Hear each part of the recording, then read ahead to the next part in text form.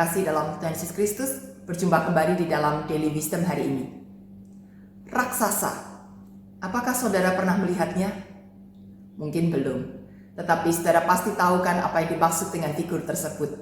Beberapa dongeng anak pun menceritakan tentang figur raksasa ini. Seringkali digambarkan sebagai sosok yang tinggi, besar, lalu digambarkan sebagai figur yang jahat, yang sadis, yang menyeramkan. Sehingga anak-anak pun takut dengan figur ini, dan ketakutan itu seringkali terbawa juga sampai pada kita sudah dewasa. Nah, termasuk orang Israel, saudara. Rupa-rupanya banyak di antara mereka yang punya gambaran tentang raksasa itu, dan gambaran itu menakutkan bagi mereka. Ketika Musa mengutus 12 orang untuk mengintai tanah Kanaan sebelum mereka memasukinya, 10 orang di antaranya melihat sosok-sosok beberapa penduduk di tanah Kanaan yang tinggi besar. Lantas mereka membayangkan tentang raksasa itu, dan mereka membayangkan hal-hal yang buruk terjadi di tanah Kanaan itu. Kemudian mereka memberikan laporan kepada umat Israel yang lainnya. Nah, begini laporannya, saudara. Di dalam Bilangan pasal 13 ayat 31 sampai 33. Tetapi orang-orang yang pergi ke sana bersama-sama dengan dia berkata, "Kita tidak dapat maju menyerang bangsa itu karena mereka lebih kuat daripada kita." Juga mereka menyampaikan kepada orang Israel kabar busuk tentang negeri yang diintai mereka dengan berkata, "Negeri yang telah kami lalui untuk diintai adalah suatu negeri yang memakan penduduknya. Dari semua orang yang kami lihat di sana adalah orang-orang yang tinggi-tinggi perawakannya. Juga kami lihat di sana orang-orang raksasa, orang enak yang berasal dari orang-orang raksasa, dan kami lihat diri kami seperti belalang, dan demikian juga mereka terhadap kami." Saudara, menurut saudara, laporan ini logis atau tidak? Mereka berkata bahwa negeri ini adalah negeri yang memakan penduduknya. Kita coba bayangkan, saudara ya, kalau ada penduduk-penduduk yang suka memakan penduduk lain yang lebih kecil, yang lebih mungil gitu ya. Apa yang terjadi di negeri itu? Pasti negeri itu sudah sangat kacau. Orang-orang hidup dalam ketakutan, tidak ada damai. Mereka tidak bisa menikmati hasil bumi yang katanya susu dan madunya itu melimpah.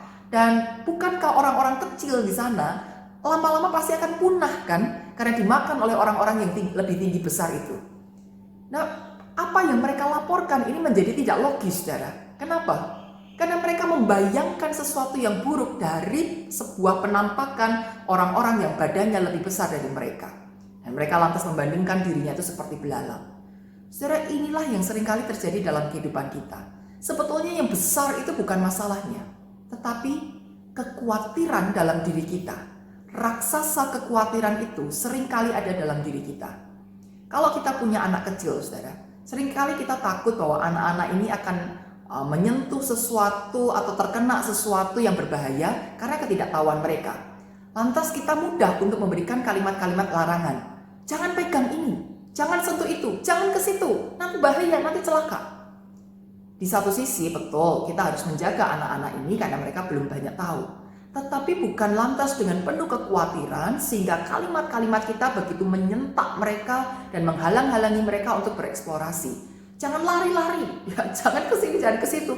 Nah, apa anak kecil ini harus diam duduk di tempat dan tidak boleh ngapa-ngapain, saudara?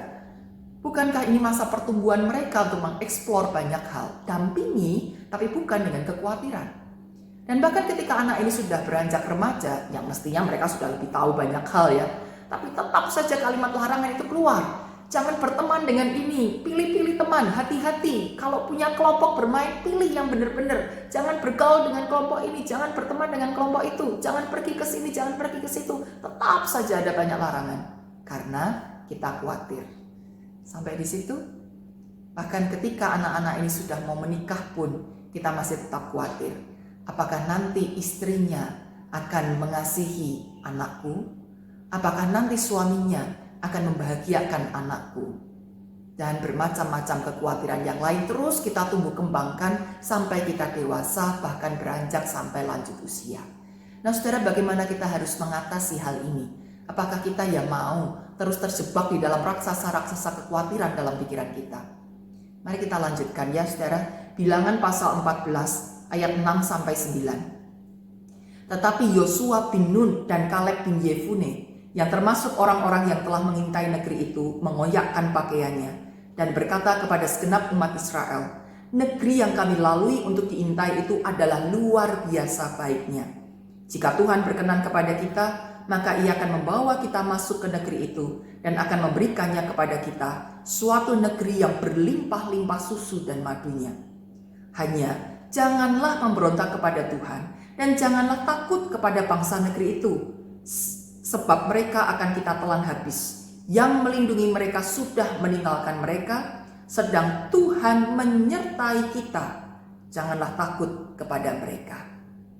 Saudara, ketika kita sedang menghadapi masalah, yang diperbesar bukan masalahnya, yang diperbesar bukan kekhawatirannya, tetapi apa? Yang harus kita perbesar adalah iman kita. Kita harus memiliki raksasa iman di dalam diri kita. Percaya bahwa Tuhan itu jauh lebih besar daripada masalah manapun. Percaya bahwa Allah yang kita sembah itu adalah Allah yang maha kuasa. Perhatikan, Tuhan akan menyertai kita. Sedangkan yang melindungi mereka sudah meninggalkan mereka. Tuhan menyertai. Karena Dia Allah yang maha kuasa, Dia bisa menyingkirkan segala masalah itu. Dan Tuhan yang kita sembah adalah Tuhan yang maha baik, yang akan memberikan negeri yang berlimpah susu dan madunya, yang akan senantiasa memberkati kehidupan kita, mencukupi apa yang kita butuhkan. Tuhan yang tidak membiarkan kita mengerjakan masalah melampaui kekuatan kita. Itu yang harus terus kita pegang, saudara. Jadi ketika kita menghadapi masalah-masalah, di dalam dunia kita nggak bisa luput dari masalah. Tetapi ingat, saudara, jangan biarkan masalah itu membelenggu pikiran kita sampai kita khawatir yang berlebihan. Kita mesti lawan kekhawatiran itu. Kita tidak pernah bisa memikirkan esok apa yang terjadi, esoknya lagi bagaimana, nanti kalau terjadi begini, nanti kalau terjadi begitu. Tidak ada habisnya, saudara. Dalam ajaran tentang kekhawatiran, Yesus berkata, kesusahan sehari cukuplah untuk sehari. Pikirkanlah untuk hari ini saja. Sedangkan yang besok-besok kita serahkan kepada Tuhan. Kita percaya bahwa ada pimpinan Tuhan hari demi hari. Jangan khawatir.